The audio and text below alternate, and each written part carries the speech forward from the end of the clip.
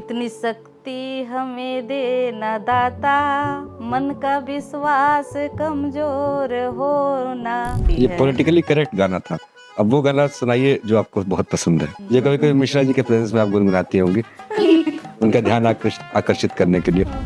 कि बहू है तो सर पे घूंघट होना चाहिए, साड़ी पहन के निकले। क्या है तो ये बहुत लूट खसोट मचाई होंगी। किसी ने आपको चिकोटी काटी कि नहीं उस समय कि आपको विश्वास हो जाए? मुखिया पति, मुखिया पति, मुखिया पति नहीं, मुखिया पति नहीं, मुखिया के पति है तो मुखिया पति हुए। तो नहीं, आप नहीं। उसको गलत ढंग से ले रही हैं। इतना आप गांव में आपका रसूख और दबदबा बन चुका था। ये रसूख और दबदबा नहीं, ये प्यार। ये पॉलिटिक्स में देखिए पावर होती है, पावर से काम चलती है। और जो नेता लोग आपके ऐसे नेता लोग बोलते हैं कि तो जनता का प्यार है, लेकिन वो सिर्फ दिखावा के लिए था, काम बिल्कुल बंद था। सरकारी स्कीम तो ऐसे ही होती है, कागज पे होती है, भूमि पर तो उसका कार्यान्वयन होता नहीं अक्सर। और आजकल सोशल मीडिया के जमाने में जब मैं आपके बारे में थोड़ा सा सर्च कर रहा था तो आपके नाम, मैंने कहा ना कि साधारण नाम की असाधारण महिला। हम कहते हैं हिम्मत मर्दा तो मदद खुदा। खेत खलिहान में खुद उतर जाती हैं, अपने हाथ पैर खुद मिट्टी से गंदे कर लेती हैं। हैंड्स ऑन पर्सन बोलते हैं, जो खुद से मतलब सारा श्रम खुद कर डालती।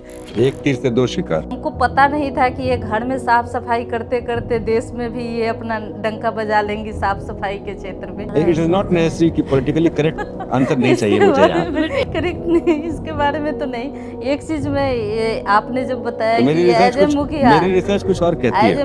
बहुत इनके पास में पैसा होगा, तो ये सारा तो डायरेक्ट ट्रांसफर हो रहा है बैंक अकाउंट में। तो मोदी जी ने तो वो बीच में मुखिया का आमदनी का साधन ही खत्म कर दिया है। आप चाह के भी वो भ्रष्टाचार कर नहीं पा रही है। स्पंदन दिल से दिल टॉक्स पर मैं तो दिल से जुड़ गई हूँ और बहुत ही अच्छा लगा। और इसको लाइक, शेयर और सब्सक्राइब सभी कोई करे और इसको आगे लेके जाए। मैं दिल से जुड़ी हूँ इससे।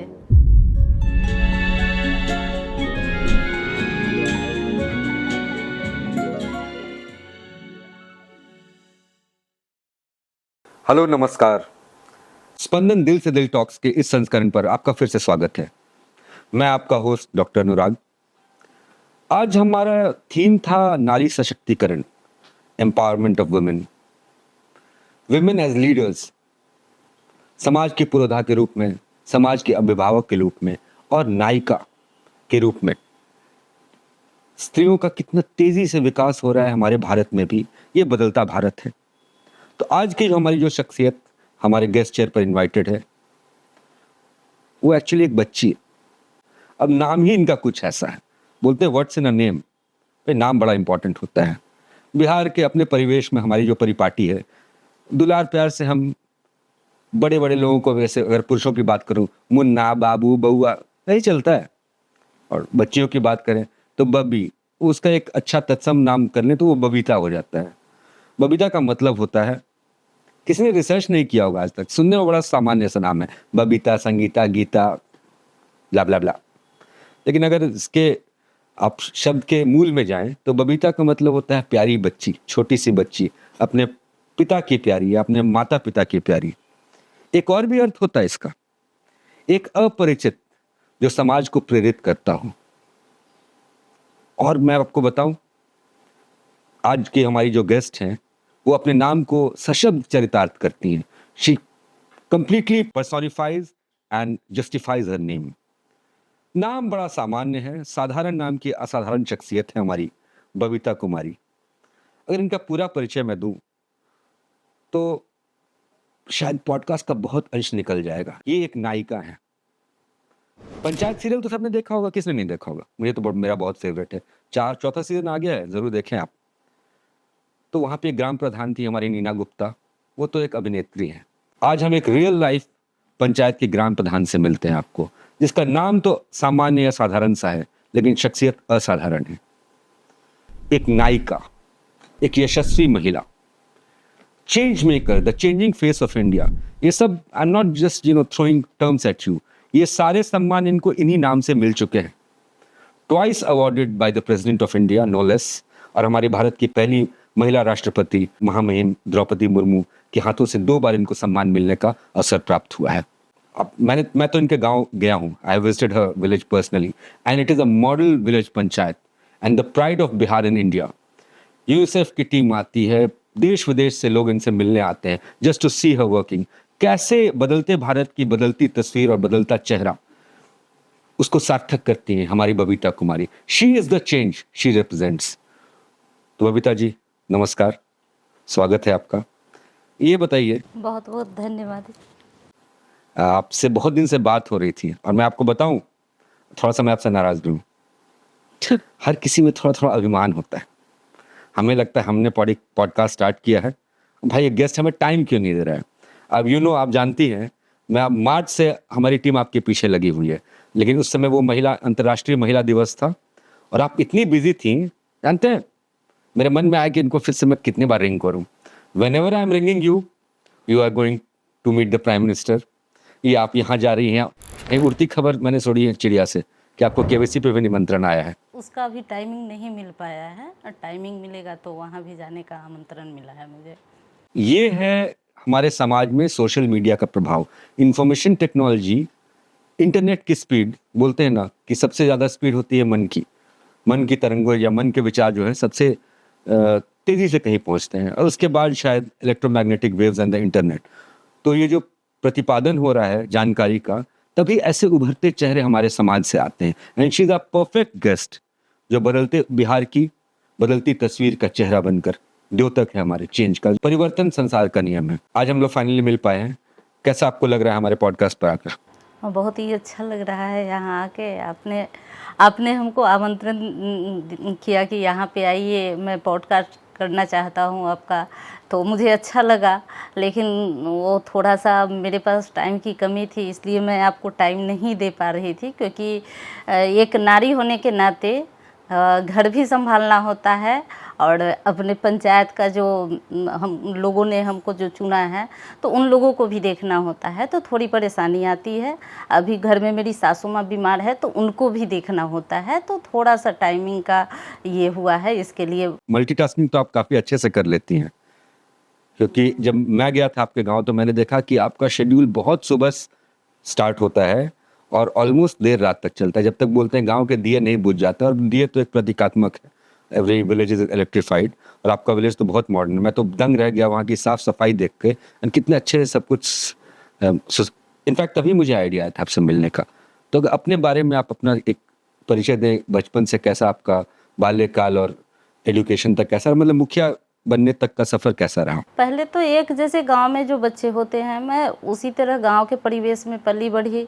और ये चीज़ मेरे पापा जो थे अब नहीं हैं, तो उनसे मैं काफ़ी प्रभावित थी, क्योंकि वो मतलब कभी भी ये चीज़ एहसास नहीं होने दिए कि ये लड़की है। वो बोलते थे कि लड़की ही है लेकिन लड़का से कम नहीं है। ये चीज़ उनका मुझे बहुत अच्छा लगता था कि पापा मेरे इतने ज़्यादा खुले विचार से, मतलब शुरू से ही थे। शुरू से ही आपको पिता का आशीर्वाद और प्रोत्साहन मिलता रहा है? बिल्कुल, इसमें कहीं से भी मतलब कुछ भी नथिंग था कि मतलब पापा मेरे बहुत ही ज़्यादा अच्छे थे, और बेटी होने का उनको कोई भी अभी ये नहीं था कि मुझे बेटी है, क्योंकि मैं 7 बहन हूँ। कुछ सत्ते पे सत्ता मूवी से प्रभावित तो नहीं आपका परिवार? ऐसा कोई आपकी बात बाकी नहीं। बहनें क्या करती हैं? सभी हाउसवाइफ ही हैं। तो ये बताइए आप मुझे कि आपको ये सेवा का भाव उत्पन्न हुआ या आपने प्रोफेशन के तौर पर चुना कि मैं ये ग्राम प्रधान का या मुखिया का चुनाव लड़ूंगी? पहले बचपन से ही मैं देखती थी कि मैके में थी तो पापा को देखती थी कि जो उस तरह के गरीब हैं तो उनको वो लोग, पापा मेरे मदद करते थे। जैसे कि एक वाकया मैं बता रही हूँ कि एक गांव में गरीब था, वो बेचारा एक्सीडेंट हुआ, मर गया। उसके 5 बच्चे थे और उस कमाने वाला उसके घर में कोई भी नहीं था। तो उस टाइम में पापा मेरे, एक 6 महीने का उसका बच्चा था, सबसे छोटा जो था 6 महीने का। जब तक वो बड़ा नहीं हुआ, मेरे पापा दूध उसके लिए खरीद के दिए। दूध का पैसा मेरे पापा देते थे, और बच्ची के पढ़ने लिखने के लिए वो स्कूल का जो भी खर्च होता था या घर में भी उसको जो भी खर्च होता था वो पापा मेरे देते थे कि नहीं, इस तरह के गरीब का मदद करना चाहिए। और जब 2000 में मेरी शादी हुई, जब मैं अपने ससुराल में आई, क्योंकि मेरा मायका मोतिहारी ज़िला हो गया और ससुराल मुजफ्फरपुर ज़िला है, तो वहाँ यहाँ पे जब आई तो यहाँ पे ससुर जी का भी वही नेचर था। वो भी काफ़ी हेल्प हेल्पफुल थे और सिर्फ गरीबों के लिए ही वो मदद करते थे।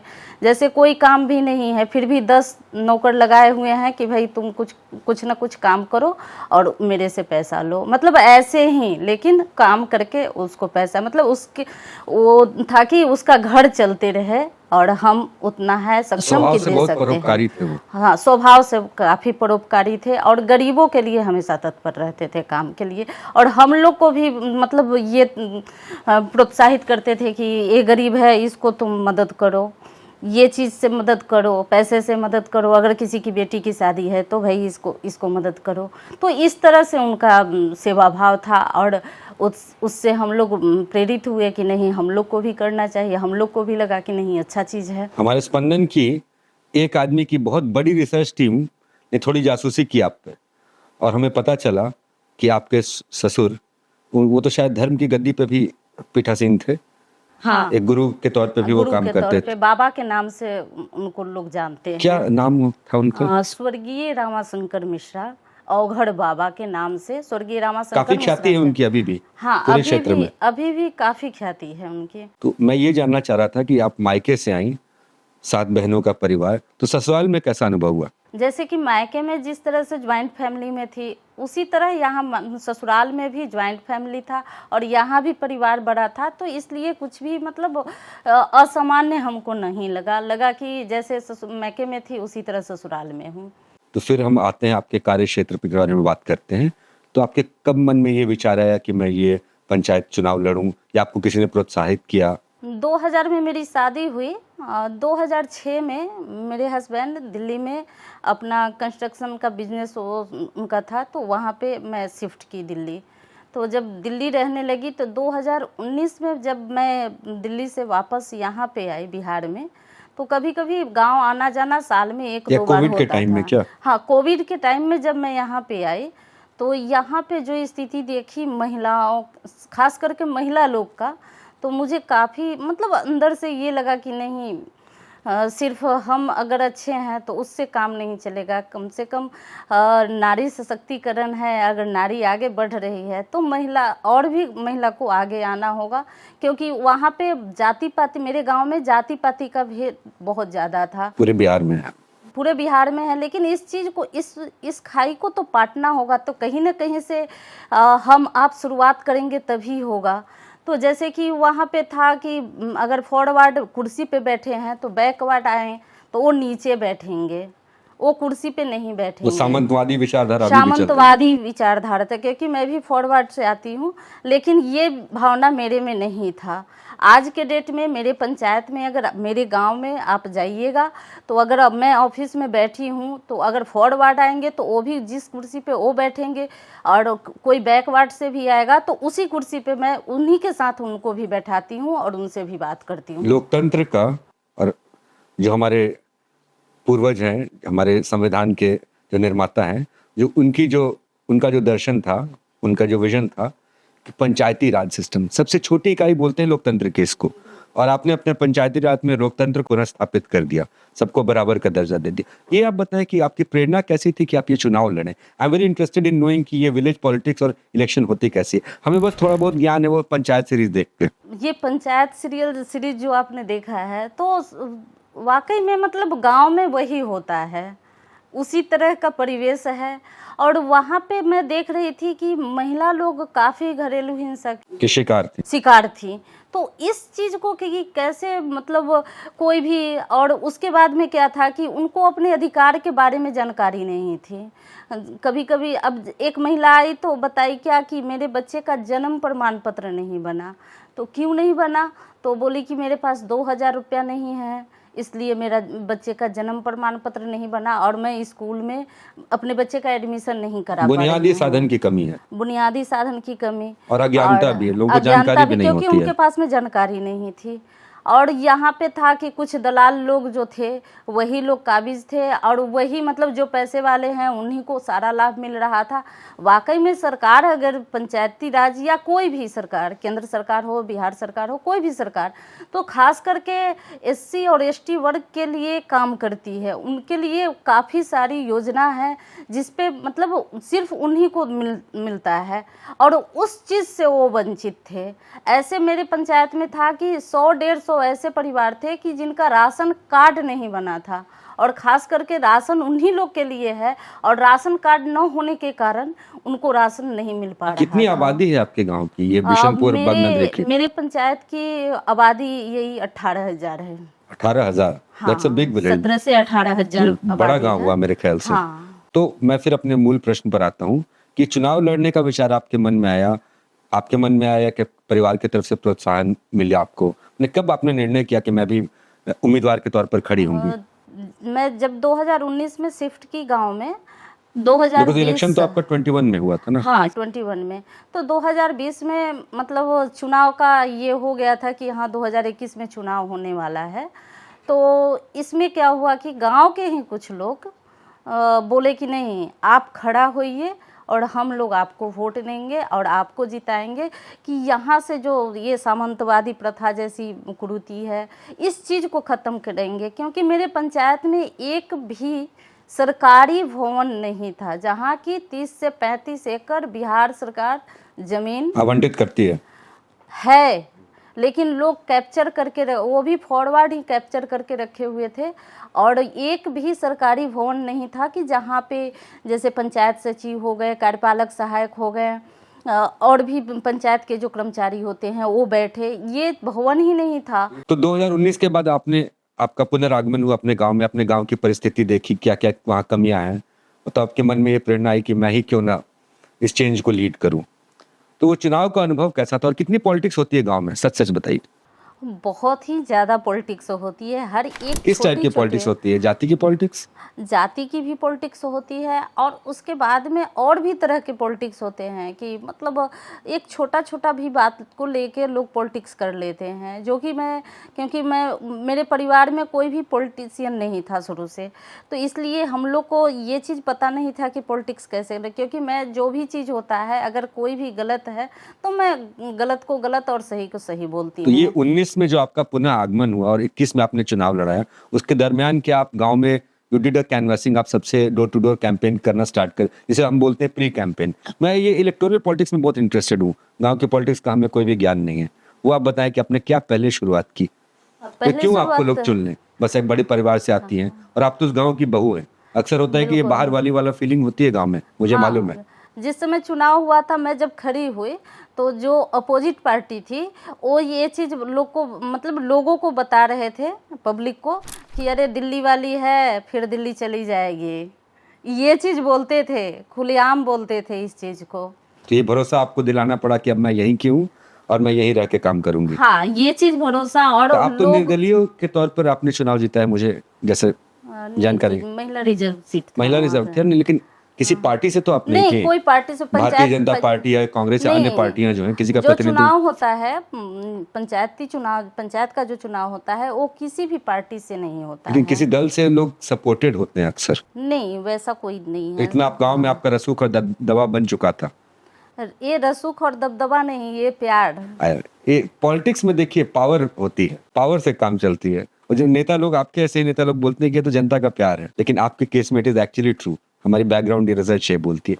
तो जब आपने ज्वाइन किया एज अ मुखिया, तो आपने क्या इमीडिएट प्रॉब्लम्स देखे कि अभी निवर्तमान ये प्रॉब्लम्स है और मैं कैसे अपना रूपरेखा बनाई, या क्या आपका विजन था कि कैसे इसको सॉल्व करेंगे? शुरुआती दौर में जब मैं चुनाव जीती, जब कार्यभार अपना मुखिया का संभाला, तो उस समय हमने देखा कि यहाँ लोहिया स्वच्छ बिहार अभियान का मेरे पंचायत में 2019 से काम शुरू हो चुका था जी, और डब्बा वगैरह वितरण पहले ही वो जो डस्टबिन है, हाँ, डस्टबिन वगैरह ये सब वितरण हो चुका था, लेकिन वो सिर्फ दिखावा के लिए था, काम बिल्कुल बंद था। सरकारी स्कीम तो ऐसे ही होती है, कागज पे होती है, भूमि पर तो उसका कार्यान्वयन होता नहीं अक्सर। नहीं, ऐसा कोई बात नहीं है, आमतौर पर यही लोग सोचते हैं। मतलब ये एक अवधारणा बना हुआ है, लेकिन अगर हम ठान ले और जनप्रतिनिधि अगर ठान ले, क्योंकि एक सबसे ये विधायक, ये क्या बोलते हैं, सांसद, ये सब बन जाना कोई बहुत बड़ी चीज़ नहीं है, लेकिन एक मुखिया जो कि दिन रात गांव में रहते हैं और हर एक आदमी से फेस होता है उनका, हर एक आदमी की बात को सुनना होता है। तो हम देखें कि हमारे पंचायत में जो गरीब तबके के लोग हैं वो काफ़ी बीमार होते थे। बराबर कोई ना कोई आता था कि आज हमारा बेटा बीमार है, आज हमारा पति बीमार है। तो ये चीज़ था कि जब तक अगर हम ये विकसित भारत का, अगर कहीं ना कहीं मोदी जी का सपना है कि विकसित भारत हो, हमारा देश हमारा विकसित हो, तो उसमें इस चीज़ का कमी था कि जब तक हम स्वस्थ नहीं रहेंगे और हमारे पास शिक्षा नहीं होगी तब तक हम तो विकसित आपके गांव में भारत, शिक्षा और स्वास्थ्य दोनों का अभाव था, दोनों का अभाव था। और प्लस आपने जो बताया स्वच्छता अभियान, स्वच्छता अभियान तो अपनी तरफ से आपने क्या क्या पहल की, मतलब ऐसे कौन से स्टेप्स हैं जो हम रियली आपको क्रेडिट दे सकते हैं, क्योंकि नाम तो आपका बहुत है, आप काफी सम्मानित भी हैं, और मैं जो देख रहा हूँ, आप मुझे करेक्ट करेंगे इस बात पे, जो मैंने आपकी जर्नी देखी छोटे से रिसर्च में, कि 21 में आपने ज्वाइन किया और लगभग 22 के मध्य से या आखिरी भाग्य से आपको मतलब झड़ी लग गई आपके ऊपर सम्मानों और उपाधियों की। जो इतने छोटे कार्यकाल में आपने क्या क्या प्रमुख कदम उठाए और कैसे आपने चेंज लाए? अगर हम लोग एक एक चीज पकड़ते हैं, बहुत सारे आपके तो कार्यक्षेत्र जितनी भी सरकारी स्कीम है पंचायत राज के थ्रू ही जमीन पर आती हैं, तो अगर हम स्वच्छता मिशन की बात करें, लोहिया स्वच्छता अभियान जो है आपका LBSA जिसे हम बोलते हैं, उसमें आपने क्या अपनी तरफ से पहल की, क्या बदलाव लाए? क्योंकि उसके लिए सबसे ज्यादा उसके लिए आपको सम्मानित किया गया, मैंने देखा है। तो ये चीज़ बदलाव लाना है, क्योंकि वो अकेले के काम नहीं है। जब तक इसमें पब्लिक हमारा साथ नहीं देगा तब तक हम इस चीज़ को नहीं कर पाएंगे, क्योंकि साफ सफाई जो है वो हर एक का काम है। तो इसलिए हमने पहले जब हम गांव में जाते थे, लोगों से मिलते थे, सबसे पहले तो आपका लोगों से मिलना होना चाहिए, क्योंकि जब तक आप एक साथ बैठ के बात नहीं करेंगे तब तक वो चीज़, कोई भी चीज़ खुल के आपको नहीं आएगा। सभाएं बुलाती थी, सफाई को लेके कि उनको समझाना। तो हर वार्ड में मैं बैठक करती थी, वहाँ पे महिला और पुरुष दोनों को बैठाती थी। जैसे कि देख लिए कि सुबह में ये लोग मिल जाएंगे, उसके बाद तो लोग मजदूरी करते थे, मजदूरी करने निकल गए, तो सुबह 6 बजे ही 5:30 में ही टहलते हुए चले गए, बैठ गए कहीं पे, वहाँ पे लोग को बैठा लिए और वहाँ पे बात करते थे कि भाई जब तक आप स्वस्थ नहीं रहिएगा तब तक आप काम नहीं कर पाइएगा। तो स्वस्थ रहने के लिए तो साफ सफाई ज़रूरी है। तो पहले इस चीज़ को उन लोगों को बताना ये काफ़ी मुश्किल, मतलब काफ़ी चैलेंजिंग मेरे लिए था, क्योंकि जब हम वहाँ पे बैठते थे, बात करते थे, तो लोग बोलता था कि मेरे पास जगह है, हम कूड़ा वहीं फेंक देंगे, हम आपको क्यों देंगे, इस तरह से लोग बात करते। तो ये जो आपको बहुत क्रेडिट मिलता है और टीम्स आते रहती हैं आपके गांव में बार बार विजिट करने, आपका मॉडल देखने। So what is this Babita model, आप ये बताएं। वेस्ट डिस्पोजल का, सूखा गीला कचरा, और आपका जैविक उपशिष्ट, आपका तो बहुत लंबी लिस्ट है। आप तो जैविक खाद ही पता नहीं कितने कितने विधियों से बनाती हैं। आई एम अ डॉक्टर, हमने 2-3 मेथड्स पढ़े हैं और मैं खुद भी कुछ करता हूँ थोड़े बहुत जैविक खाद्य उत्पाद। तो उसके बारे में आप बताएं कि कैसे आपने वेस्ट डिस्पोजल को बिल्कुल परिवर्तित किया अपने गांव में। कचरा से कंचन, ये एक चीज़ था। तो अगर आप ये चीज़ कि लोग फेंक देते थे कि ये तो कचरा है, तो उससे हमने एक आमदनी का जरिया बना लिया उसको। कैसे? आमदनी का जरिया, जैसे कि सूखा कचरा अलग कर लिए, गीला कचरा अलग। सूखा कचरा हम बेच दिए तो उससे कुछ पंचायत का रेवेन्यू बढ़ गया। गीला कचरा से हम खाद बना लिए। और जैसे मंदिर वगैरह में, जैसे हिंदू धर्म में है कि पूजा पाठ होता है तो फूल पत्ती लोग कचरा में नहीं डालते हैं, तो वो उसका भी निष्पादन होना चाहिए। तो हमने पाइप कंपोस्टिंग, जहाँ जहाँ मंदिर मेरे पंचायत में गांव में है, वहाँ पे हमने कंपोस्टिंग पाइप लगवा के वहाँ पे हमने वहाँ का फूल पत्ती उसी में डाल के, तो एट द वेरी सोर्स ही आप वहाँ पे उसका जैविक खाद का उत्पादन। बिल्कुल, वेरी नाइस, वेरी नाइस। हाँ, और गीला कचरा से ऑलरेडी खाद बन रहा है। आज के डेट में देखिए, आप एक डॉक्टर हैं तो आपको भी पता होगा कि बीमारी कितना बढ़ रहा है। तो कहीं ना कहीं हम जो हैं ये खाद का जो भी सामान है, हम खाद का ही खा रहे हैं, कहीं नहीं कि वो मिलावट है।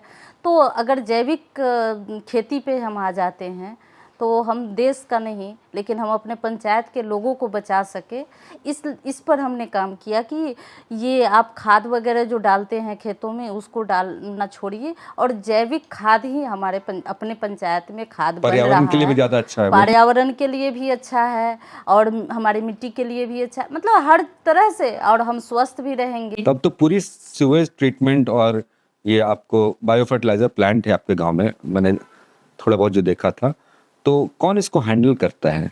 ये टेक्नोलॉजी विलेजर्स को कैसे सिखाई गई, मतलब ग्रामीण क्षेत्र में, क्योंकि वहाँ थोड़ा शिक्षा का अभाव रहता है। हाँ, ग्रामीण क्षेत्र ये में ब्रिज आपने कैसे क्रॉस किया?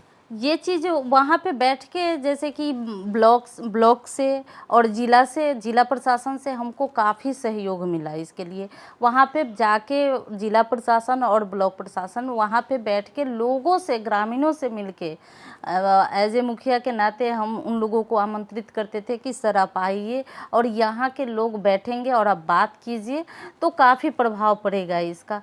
तो धीरे धीरे इस चीज़ को हमने, जिला प्रशासन का भी काफ़ी सहयोग रहा कि आज के डेट में हर एक घर से कचरा भी मिल रहा है और महीने का 30 रुपए भी देते हैं। तो एक जीविका का साधन भी हो गया। एक जीविका का, जैसे स्वच्छता मित्र हमारे पंचायत में 13 वार्ड हैं। 13 वार्ड में हमारा ठेला रिक्शा चलता है। हर एक घर से सुबह सुबह कचरा उठता है। आप जैसे शहर में देखते हैं कि ये गाड़ी वाला आया घर से कचरा निकाल, ये गाड़ी मतलब 1 बजता है, तो आप अगर सुबह सुबह मेरे गांव में जाइएगा तो आपको ये चीज़ हर वार्ड से सुनाई देगा। ये चीज़ है, हर घर से कचरा उठता है और महीने का 1 रुपए भी लोग देते हैं। तो जैविक अपशिष्ट, साफ सफाई, हम लोग कहते हैं अंग्रेजी में cleanliness is next to god, स्वच्छता ईश्वर के समान है, और इसको कितने अच्छे से आपने ज़मीनी हकीकत पे पहुंचाया है। आपका मॉडल विलेज है, आपका मॉडल पंचायत। तो एक बार बताइए, आपको इतना सारा जो सम्मान मिलना शुरू हुआ, लोगों की निगाह आप पर पड़ी कैसे? क्योंकि आप सोशल मीडिया पे बहुत एक्टिव रहती नहीं है। नहीं, मैं सोशल मीडिया पे, मैं अपना मेरा जो काम है मैं वो काम ज़्यादा करती हूँ, और ये सोशल मीडिया या इसको मतलब ये को होता है कि हम अपने जो काम कर रहे हैं उसको कितना हाईलाइटेड दिखाएं, ये चीज़ हम नहीं कर पाते हैं। हमारा जो काम है हम उसमें लगे हुए रहते हैं कि हम अपने पंचायत को ज़्यादा से ज़्यादा आगे कैसे बढ़ाएं और हमारे पंचायत की महिला हो या बच्ची हो या पुरुष हो, वो आगे आत्मनिर्भर कैसे बने। तो इस पर हम मैंने ये काम प्रश्न करते पूछा थे कि कुछ कर्मयोगी होते हैं जो हम अपना काम करते हैं, नाम होना होगा खुद ही हो जाएगा। और आजकल सोशल मीडिया के ज़माने में जब मैं आपके बारे में थोड़ा सा सर्च कर रहा था तो आपके नाम, मैंने कहा ना कि साधारण नाम की असाधारण महिला, आपके नाम की बहुत लंबी सूची मिली। कोई रील बना रही है, कोई कुछ बना रही है, मुझे ढूंढना पड़ा आपके बारे में ऑनेस्टली, क्योंकि बहुत ज़्यादा आपका एडवर्टीजमेंट या इस तरह के PR है नहीं। तो एक बार बताएं, महिला, ऐसे तो आपका रिजर्व सीट है वो, लेकिन अभी भी समाज पुरुष तत्वात्मक है।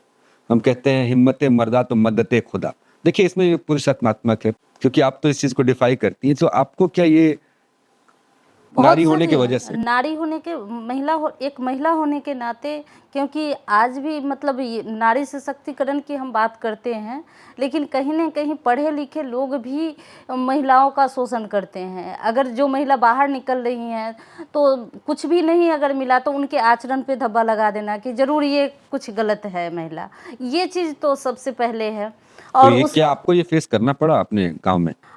ये फेस करना पड़ा क्योंकि मेरे हस्बैंड को लोग बोलते थे कि अरे पत्नी मुखिया बन गई तो वो क्यों जाती है, वो बाहर क्यों नहीं, वो तो घर की बहू है, वो तो उसको तो घर में रहना चाहिए, ये चीज़ होता था। लेकिन मेरे पति इस चीज़ से नहीं, क्योंकि एजुकेटेड थे तो वो समझते थे कि हाँ ये इसका काम है तो यही मेरी पत्नी ही करे, और इसमें उनका और मेरी सासू माँ का काफ़ी सहयोग रहा कि बाहर जाएगी। और एक चीज़ ये भी है गांव में कि बहू है तो सर पे घूंघट होना चाहिए, साड़ी पहन के निकले, ये चीज़ रूढ़िवादिता। तो ये चीज़, इस चीज़ को, क्योंकि मैं पंचायत में अगर बाहर निकलती हूँ तो ये चीज़ नहीं है कि मैं साड़ी ही पहन के निकलूँ, मैं सूट ही पहन के निकलती हूँ ज़्यादातर, क्योंकि मुझे चलने में परेशानी होती थी साड़ी पहन के। जो भी कंफर्टेबल हम रहे कि हम अपने काम को कर पाए। और आप तो खेत खलिहान में खुद उतर जाती हैं, बिल्कुल, अपने हाथ पैर खुद मिट्टी से गंदे कर लेती हैं। हाँ, इसमें तो कहीं से भी ये नहीं है, मुझे जहाँ भी पानी भी अगर हैंड्स ऑन पर्सन बोलते हैं जो खुद से मतलब सारा श्रम खुद कर डालती। एक बात कुछ ऐसी से मुझे याद आई आपकी, बड़ी इंटरेस्टिंग सी पहल कि आपने लघु उद्योग को बहुत बढ़ावा दिया अपने गांव में, खासकर महिलाओं से जुड़े हुए।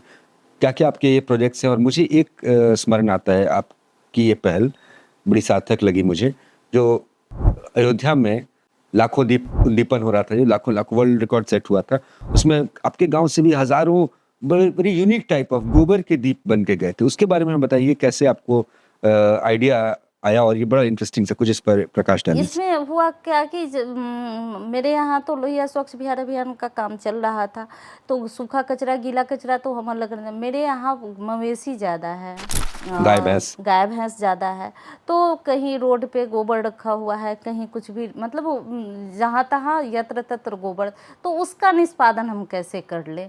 तो ये चीज़ मेरे लिए काफ़ी चैलेंजिंग था।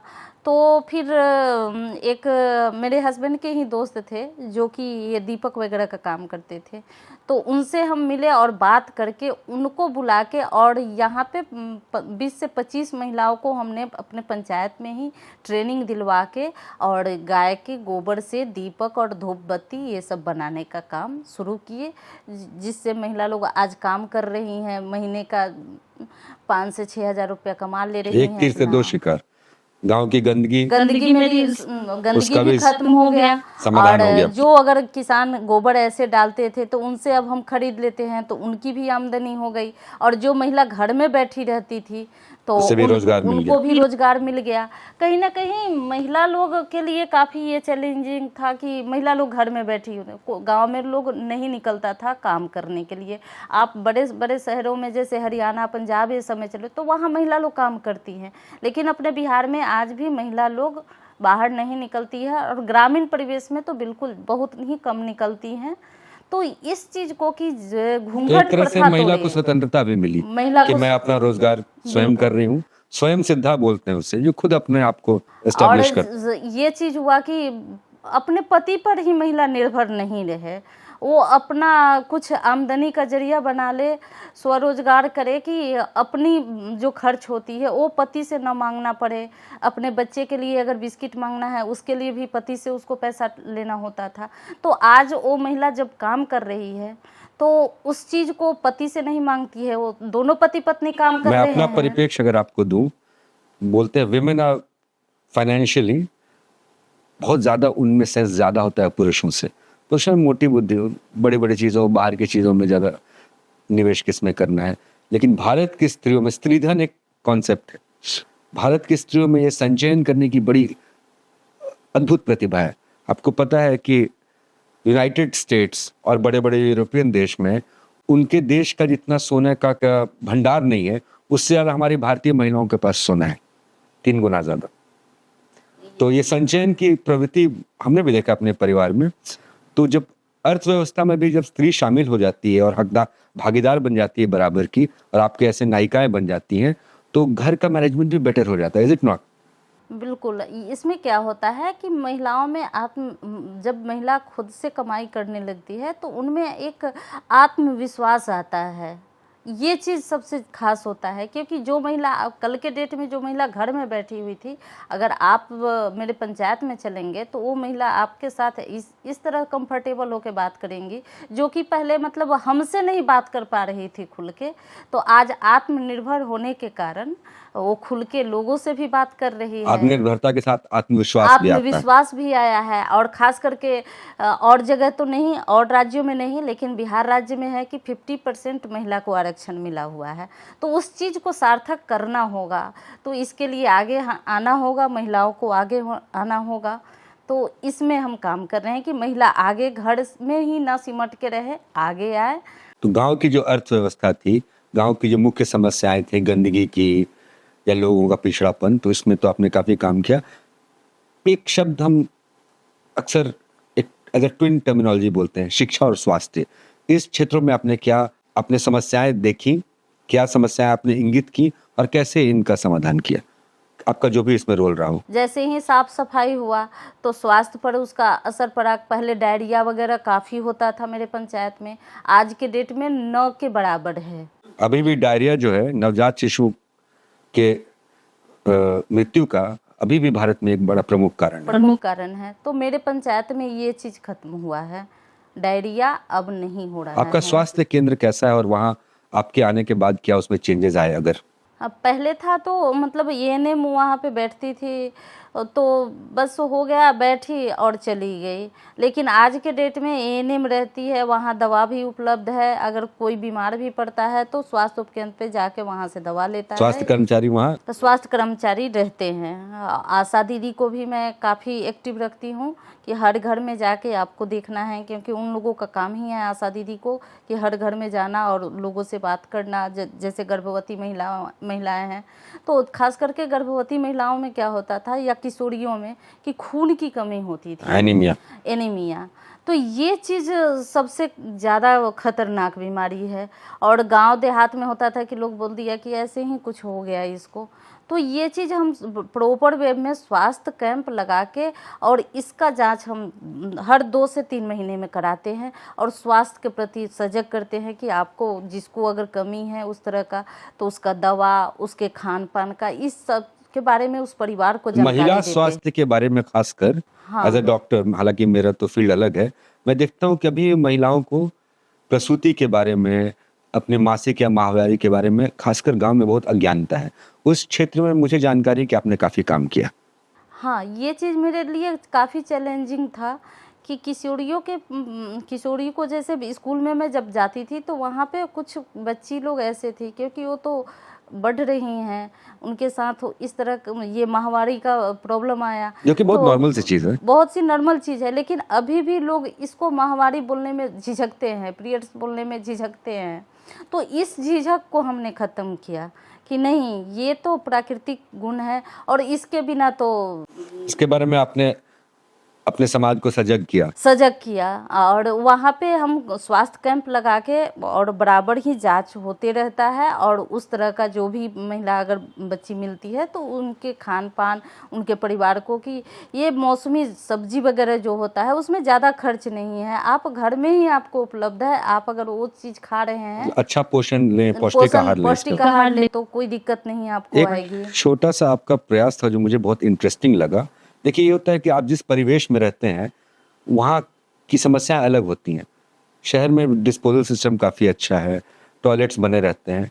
बहुत छोटी सी चीज़ है, मैं जनता का ध्यान आकृष्ट करूँगा, शर्म बहुत जुड़ी हुई है मासिक मेंस्ट्रुअल पीरियड से लेकर, जबकि एक नैसर्गिक प्रक्रिया है। तो जो पट्टियाँ होती हैं, सैनिटरी पैड होती हैं, वो शर्म से लोग निष्पादित नहीं कर पाते हैं। तो आपने एक बड़ी अच्छी पहल निकाली थी उसकी पहल हमने ये किया था कि जब कचरा लोग देते थे तो कचरा तो दे दिया, लोग हैंडल भी नहीं करना। हाँ, लोग एक्चुअली वो जो वेस्ट डिस्पोजल है लोग हैंडल भी नहीं करना चाहते हैं। हैंडल भी नहीं करना, और वो मतलब जैसे पॉलीथीन में बांध के या घर के पीछे ऐसे ही फेंक दिए। वो मतलब कुत्ता वगैरह उठा इधर उधर, कोई भी जानवर उठा इधर उधर, गंदगी फैलती थी।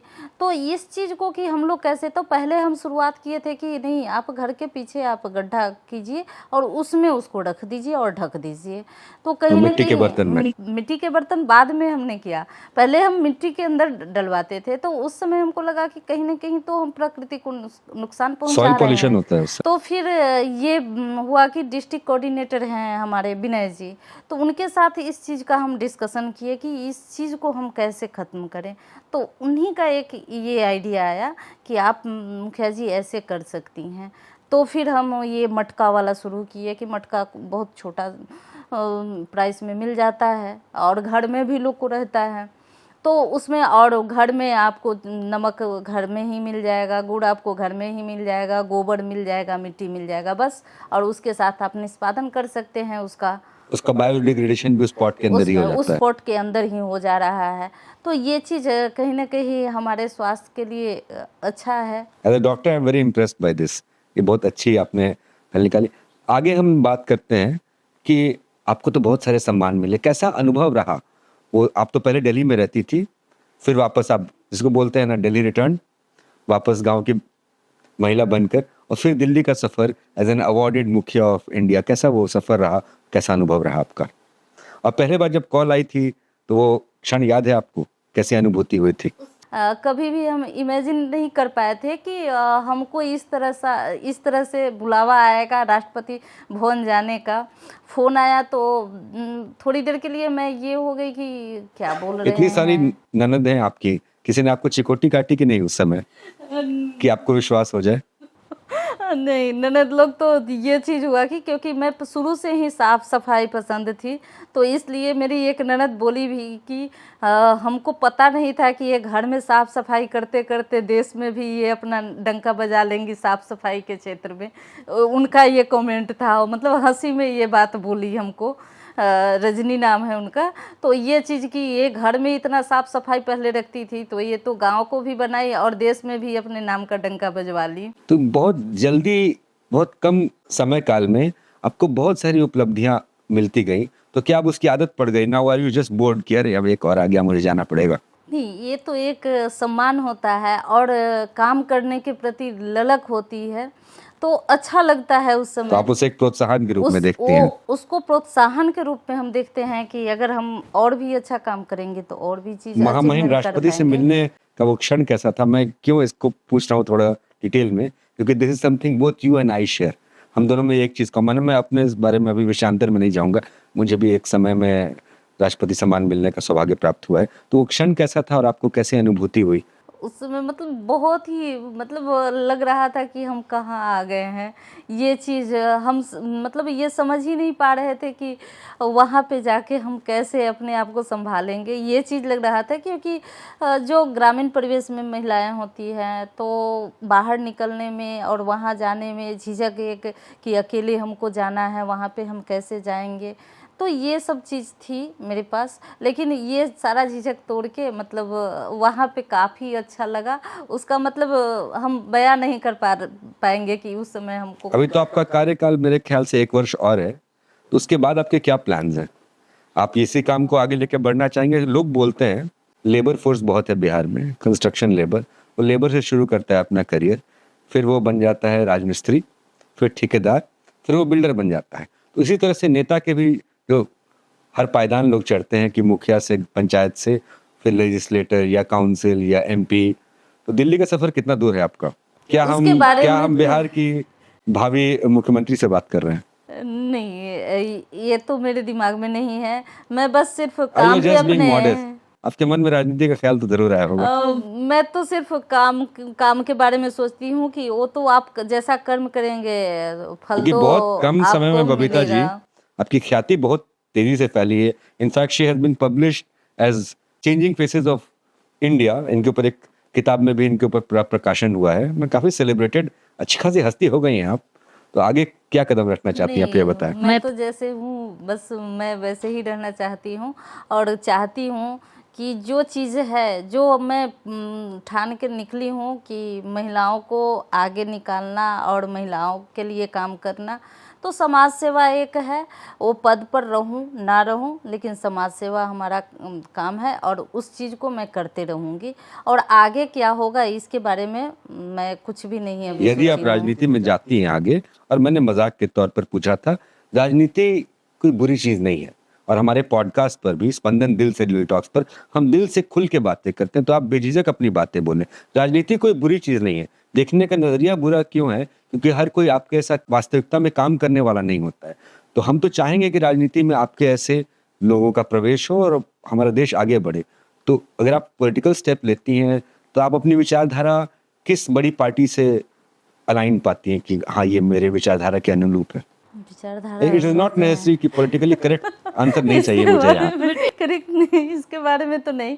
एक चीज में ये आपने जब बताया तो कि मेरी रिसर्च कुछ और कहती एज ए है। मुखिया, तो इस चीज का एक वाक्य कि मैं जब शुरू में कहीं जाती थी, अगर लोग कोई पूछता था कि आप क्या हैं, तो जब मैं बोलती थी कि मैं मुखिया हूँ, तो वो ऐसे नज़रों से लोग देखते थे मुझे कि जैसे कि मैं कोई बहुत बड़ा ये क्राइम करके आई हूँ।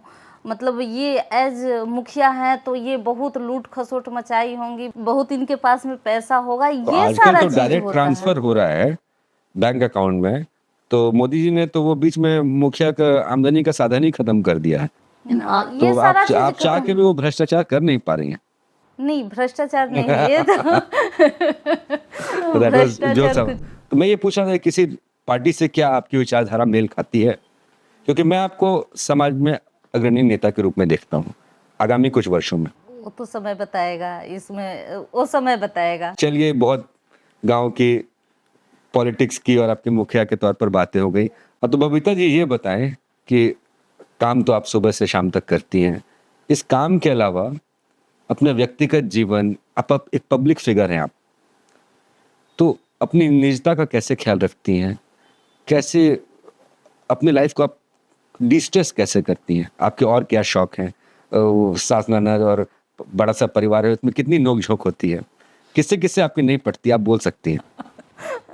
नहीं, मेरी तो सबसे पटती है, वो सासू माँ हो या ननद हो या देवरानी हो, सभी से मुझे मतलब वो एक बैलेंस है, उस बैलेंस में हम लेके चलते हैं। 4 साल में आपने बहुत अच्छी पॉलिटिक्स सीख ली है, क्योंकि आप बहुत पॉलिटिकली करेक्ट आंसर्स दे रही हैं। ऐसा कोई बात नहीं है। और ऐसे आपकी सासू सभी माँ, तारीफ करते हैं वैसे। सासू माँ तो काफ़ी अच्छी है। ननद लोग भी शुरू से ही हमसे ज़्यादा लगाव था और वो लोग भी काफ़ी सपोर्ट करती हैं। और सासू माँ का काफ़ी सपोर्ट और पति का इसमें मेरा काफ़ी सहयोग रहा है हमको मुखिया आगे पति। बढ़ाने।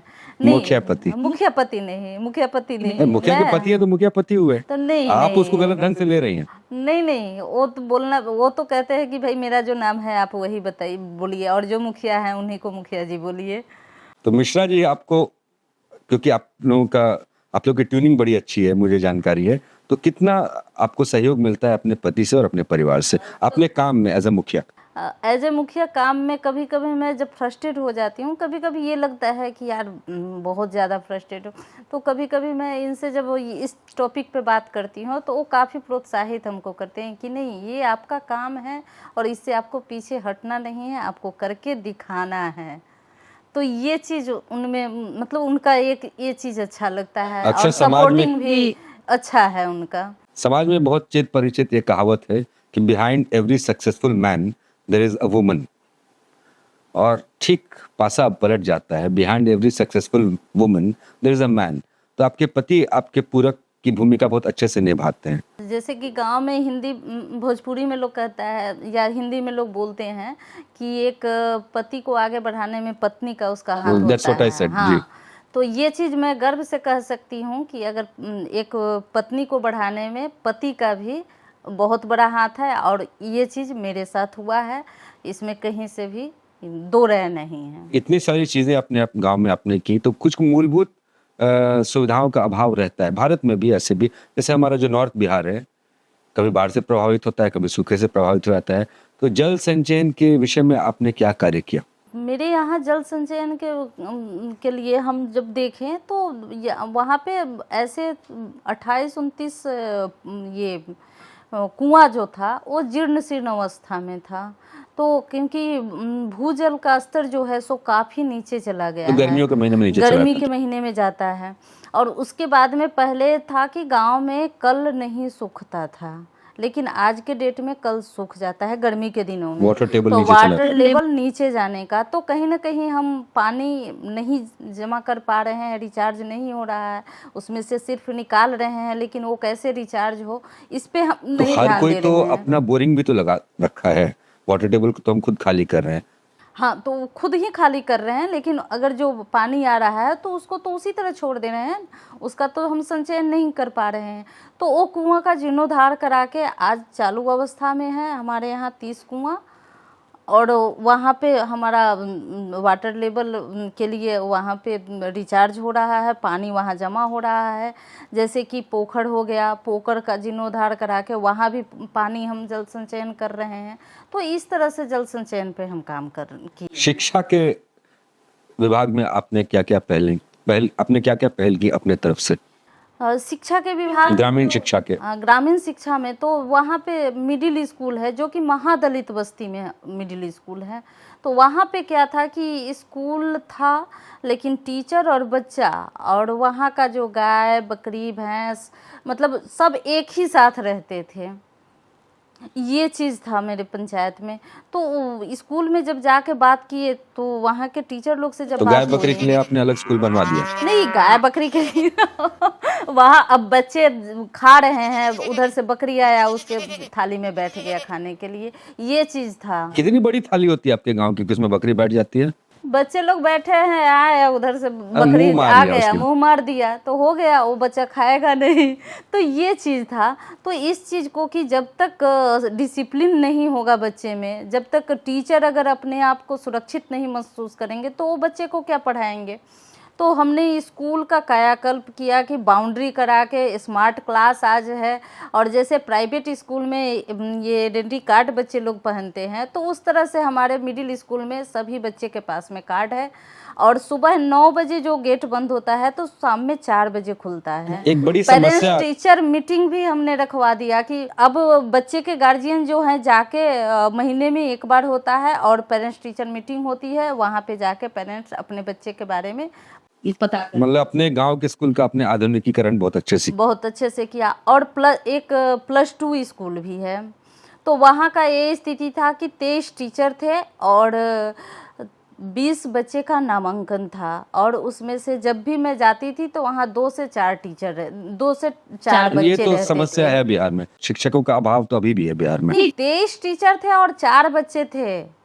अच्छा, मैं गलत सुन लिया। हाँ, आपने वो गलत बच्चे सुन 4 लिया। थे। बच्चे 4 थे। तो ये पलायनवाद है, कोई पढ़ना नहीं चाहता है गांव के स्कूल में। गांव के स्कूल में नहीं, तो उस तरह का, क्योंकि वो स्कूल मतलब को इंटर लेवल पे जैसे हम बोलते हैं, हाँ, वो अक्सर लोग बाहर निकलते हैं। तो जो गरीब है तो वो बाहर तो नहीं भेज सकते हैं ना बच्चे का, तो फिर उनका बच्चे तो enrollment- पढ़ेंगे। तो वहाँ पे क्या था ना कि वो स्कूल +2 जो था वो नशेड़ी का अड्डा बना हुआ था। तो हाँ, ये होता है। कोई भी गार्जियन, ग्रामीण परिवेश के जो गार्जियन थे जिनकी बच्चियां थी, वो लोग, या जो मतलब लड़का भी था, तो जो अच्छा बच्चा था तो वो जाना नहीं चाहता था, क्योंकि वहाँ नशेड़ी का अड्डा था, तो खाली बिल्डिंग्स असामाजिक तत्वों का अड्डा बन जाता। अड्डा बन चुका था। तो काफी समस्याओं पे आपने काम किया। अगर आपके अभी वहाँ पे देखिएगा तो खेलो इंडिया खेलों के तहत ये हमने स्टेडियम बनाया है। स्टेडियम बन रहा हाँ, उसका कुछ फोटोग्राफ्स ये सब भी होगा अभी हमारे पास।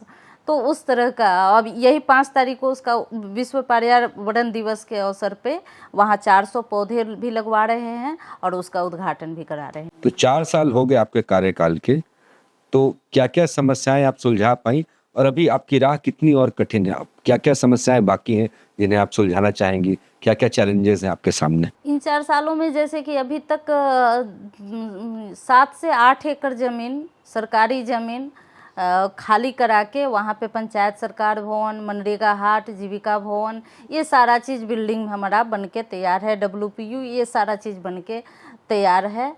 और वहाँ पे क्या वो कार्यशील हो चुका है? पंचायत सरकार भवन यही जून लास्ट है, वो बन के तैयार हो जाएगा और कार्यशील हो जाएगा। और क्या चुनौतियां आप देखती हैं, क्योंकि आपको 4 साल का अनुभव हो गया है, कि अपने कार्यकाल में आप क्या क्या और चाहेंगे कि उपलब्धि हासिल कर सकें अपने गांव के लिए? अपने गांव के लिए हम चाहेंगे कि वहाँ पे जो शिक्षा में अभी भी थोड़ी बहुत कमी है, उस चीज़ को हम अचीव करें, और वहाँ पे बेहतर से बेहतर सुविधा हर चीज़ का जो भी है, क्योंकि वहाँ पे बच्ची लोग नहीं जा रही थी, तो हाई स्कूल में हमने CCTV कैमरा लगवा दिया, मिडिल स्कूल में CCTV कैमरा लगा दिए, इसलिए क्योंकि बच्चे पे निगरानी रहे और गार्जियन बेधड़क होके अपने बच्चियों को भेजे वहाँ पे, बच्चियाँ खुल के वहाँ पे जाए और बैठे CCTV पढ़ाई। काम करे या ना करे ये अलग बात है, लेकिन CCTV होने से ऑटोमेटिक काफी अनुशासन आ जाता है लोगों में। बिल्कुल। बोलते हैं ना, बिन भय हाँ। होई न प्रीत।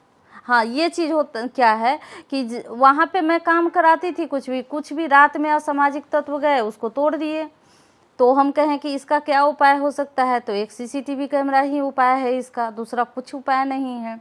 तो अब CCTV कैमरा लगने के बाद में हुआ है कि असामाजिक तत्व का जमवाड़ा वहाँ नहीं होता है, तो कानून व्यवस्था भी सुधरी कानून आपके गांव में। व्यवस्था भी सुदृढ़ होगी कि कोई उस तरह का गलत नहीं, क्योंकि हम CCTV के कैमरे के गिरफ्त में हैं, ये चीज़ ज़्यादा अच्छा होगा। आपसे वार्ता कर हमें बहुत अच्छा लगा, और आई एम श्योर कि हम और भी आपसे बार बार मिलते रहेंगे, क्योंकि आप तो बहुत कर्मठ हैं और दृढ़ संकल्प हैं, तो मुझे मालूम है कि आप थक के हारने नहीं वाली हैं। तो आपकी उपलब्धियां बढ़ती रहें। एक छोटा सा प्रश्न मैं पूछूंगा, सरकार की तरफ से तो जो मदद आपको मिलती है, आपका काफी रोल रहा है CSR में, कॉर्पोरेट सोशल रिस्पॉन्सिबिलिटी में, तो कैसे आपने ये कॉर्पोरेट वर्ल्ड से पार्टनर्स को बांधा अपने विलेज प्रोजेक्ट्स में? इसके बारे में ये चीज़ कहना चाहेंगे कि जितना भी क्योंकि गांव से ही मजदूर बाहर जाते हैं काम करने, अगर गांव में उस तरह का कुछ कंपनी वगैरह लगती है, अगर छोटा छोटा उद्योग लग सकता है तो गांव का भी उत्थान हो जाएगा, मजदूर को बाहर नहीं जाना होगा। तो ये चीज़ अगर कॉरपोरेट आती है वहाँ पे काम करती है तो ये ज़्यादा बेटर रहेगा। तो एक दो चीज़ ऐसा चीज़ है कि हम चाह रहे हैं कि हम अपने पंचायत में खुले, उस पर प्रयास कर रहे हैं कि हमारे पंचायत में ही उस तरह का कारखाना खुल जाए कि वहाँ के जनता कहीं बाहर न जाए। किस चीज़ का कारखाना?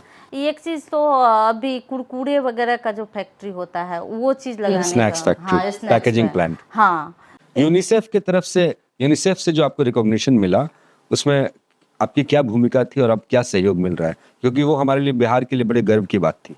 तो यूनिसेफ से हमको कि स्कूल में जो भी चीज़ होता है तो वहाँ पे शिक्षा के क्षेत्र में यूनिसेफ का काम बहुत अच्छा तरीके से हुआ है। और भी काम जैसे उन लोगों ने बताया है कि उनका प्लानिंग है कि हमको कैसे कैसे करना है। मेनली बच्चों पे कंसंट्रेट कर, मेनली बच्चों पे, क्योंकि शिक्षा के क्षेत्र में हम चाह रहे हैं कि शिक्षा के क्षेत्र में हमारा पंचायत अग्रणी हो और वहाँ से बच्चे पढ़ के कुछ आगे बने। अपने जीवन की भाग दौड़ में अपने लिए सुकून के पल आप कैसे ढूंढती हैं और क्या करती हैं आप? ज़्यादा थक जाती हूँ जब तो मैं बस पुराने गाने लेके और आराम से बैठ के सुनती हूँ और कुछ डिस्टर्ब कोई एक अपना नहीं। फेवरेट सॉन्ग बताइए। और आपकी मधुर वाणी में हम 2 लाइनें सुनेंगे। हमको ज़्यादा ये चीज़ अच्छा लगता है, जब बहुत ज़्यादा ये फ्रस्ट्रेट होती हो तो मैं ये गाना सुनती हूँ कि इतनी शक्ति हमें दे न दाता, मन का विश्वास कमज़ोर होना। ये गाना हम ज़रूर सुनते हैं कि ये से कहीं ना कहीं मुझे एनर्जी मिलती ये है। पॉलिटिकली करेक्ट गाना था। अब वो गाना सुनाइए जो आपको बहुत पसंद है, जो कभी कभी मिश्रा जी के प्रेजेंस में आप गुनगुनाती होंगी उनका ध्यान आकर्षित करने के लिए। ऐसा कुछ भी नहीं, गाना मतलब ऐसे ही पुराना गाना का शौक है तो गाना ऐसे ही, कोई फेवरेट मेरे पास गाना नहीं है, मैं बस गाना सुन लेती हूँ और वो पुराना गाना मुझे सुकून देता है। तो बबीता जी, आपसे एक छोटी वार्ता करके हमें बड़ा अच्छा लगा, बहुत कुछ सीखने को मिला, छोटी छोटी चीज़ें जो ग्रामीण जीवन के बारे में हम शहर में रहने के नाते नहीं जान पाते। ऐसे तो हर किसी का थोड़ा मोड़ा विलेज कलेक्शन है ही, तो बहुत सहजता से और बहुत बारीकी में आपने बहुत चीज़ें समझाई। बहुत अच्छा लगा ये जानकर कि आप में कितनी इच्छा शक्ति है और कितना दृढ़ संकल्प और कितनी कर्मठ आप हैं। तो आप अपने निरंतर इस विकास के मार्ग पर बढ़ते रहें और यश हमारे प्रदेश को लाते रहें, हमारा सम्मान बढ़ाते रहें, हमारी शुभकामनाएं। आप अगर अपने कुछ फीलिंग्स शेयर कर सकें कि हमारे इस छोटी से पहले स्पंदन दिल से दिल टॉक्स पर आपका कैसे अनुभव रहा। और स्पंदन दिल से दिल टॉक्स पर मैं तो दिल से जुड़ गई हूँ और बहुत ही अच्छा लगा, और इसको लाइक शेयर और सब्सक्राइब सभी कोई करे और इसको आगे लेके जाएं। मैं दिल से जुड़ी हूँ इससे। बहुत बहुत धन्यवाद।